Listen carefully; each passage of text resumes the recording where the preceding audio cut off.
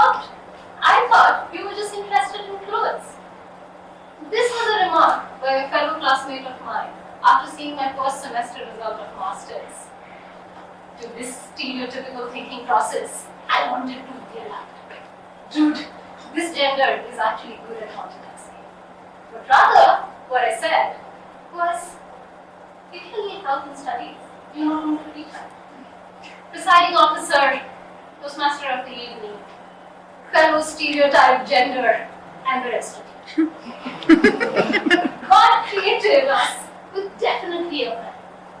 And it's not just so that we create one. He curated and designed this gender so that it would prove a point that the so-called journey of life is made can be lived with different perspective. There would be gender which will have to struggle to live through it. And to do that, he gave us that strength and the brains so that we could teach ourselves the various skills that are required to survive the so-called journey of life. The skills that are required for us to survive this journey, both at professional and personal.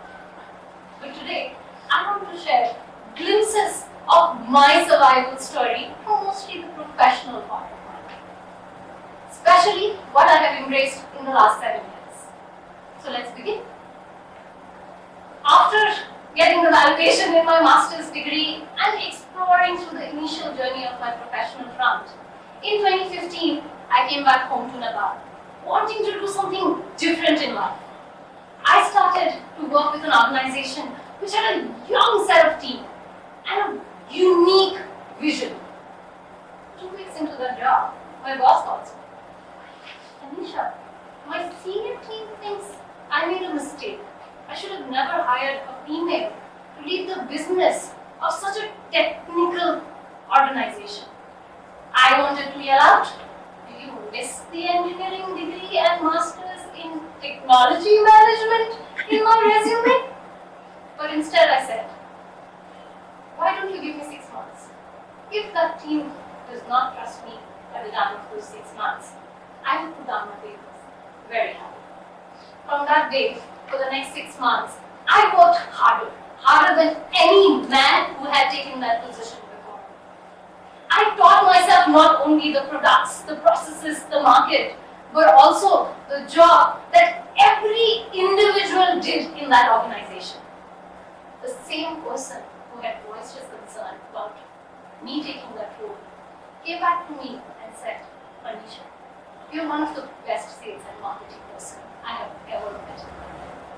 All it took was that tiny bit of hard work I had to do and learn the job of the rest of the 20 people in the organization, but I did manage to turn his opinion around. At that day, I realized this stereotype gender had to put in that extra work, had to learn the work of other people, and had to walk that extra mile to get that recognition and validation to lead a team. Having walked that extra mile, I thought, I'm in a good position. I work hard, I'm here. I can lead them. But no, with every new addition in your team, you have to walk that extra mile. You have to repeat that entire process again. 5 years into this organization, sitting at a senior management position, I hired a young boy in my sales team. Because of one of his mistakes, we lost a very important client. Wanting to explain him the gravity of the situation, I sat him down. As soon as I started explaining, he started interrupting. Once, twice, thrice. The 4th time, I really had to stop him. Tell him, why don't you listen to me first, and then let's hear what you have to say. To this he reacts, no, Anisha, you listen to me!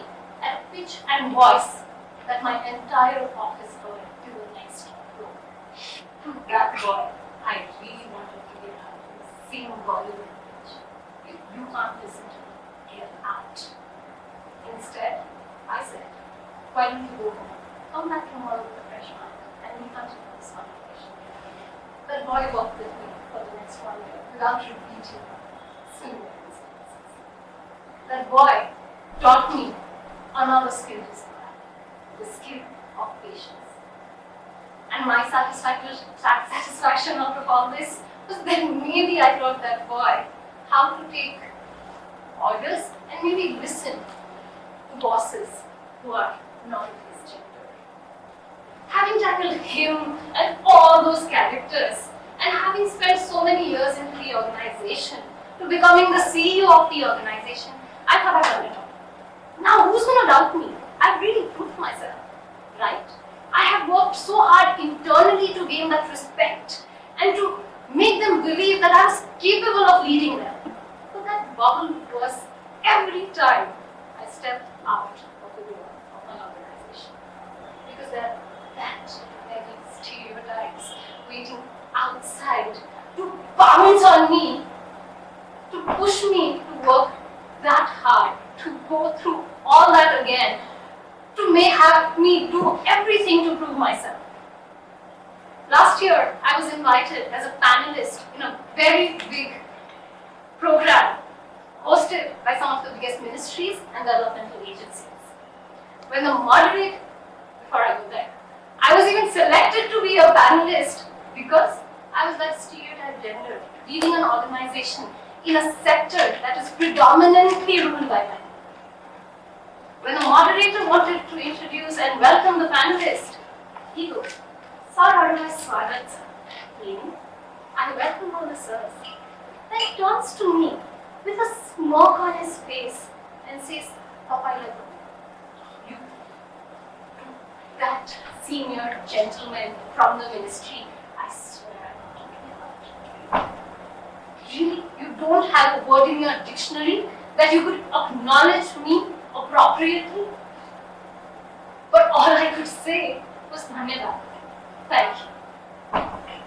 Sitting there, I was thinking, how ironic is it? The same people who put me up there, acknowledging the journey that this stereotype gender had made in the sector, do not even have the vocabulary to acknowledge me gender appropriate. That day, I learned yet another skill. The skill to ignore. I was thinking, not always can I fight it out. Sometimes, ignorance is bliss. And while I was embracing and comprehending this, my 20-year-old intern in the audience was getting agitated and frustrated with how I was being treated. I later had to explain to her that as this gender, I know that it is important to voice out our opinion, but it is not always important. Sometimes ignoring is also okay. Sometimes you have to let your knowledge, your work, and your words speak for itself.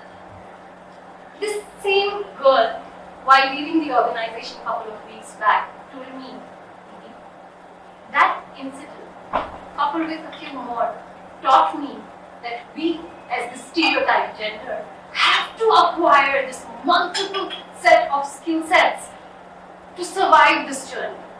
She also added that looking at me deal with that situation that day and the rest throughout, she had hope that we could outrun this journey, that we could survive this journey and come out winner on the other side. Her word hit a note in my heart. I realized I was challenging and managing all these challenging characters in my life and tackling all these incidences in life, not just because I would prove to myself that I have the caliber and I can be a winner, but so that this 20-year-old sitting behind me could hope, could see that she can dream and she can come out successful. Fellow stereotype leaders sitting there. Every time you feel I've done enough, this is it, I don't have that ounce of energy in me to fight it anymore. Remember about those 20-year-old, those who are younger than you. They are looking up to you with a hope of dreaming, with a hope that they can walk that path and become successful. It is your and my responsibility to keep running this race and to keep surviving this race so that we build a future We build an ecosystem where these girls probably don't have to struggle as much as you and I did. And for the rest of the gender here, you can also.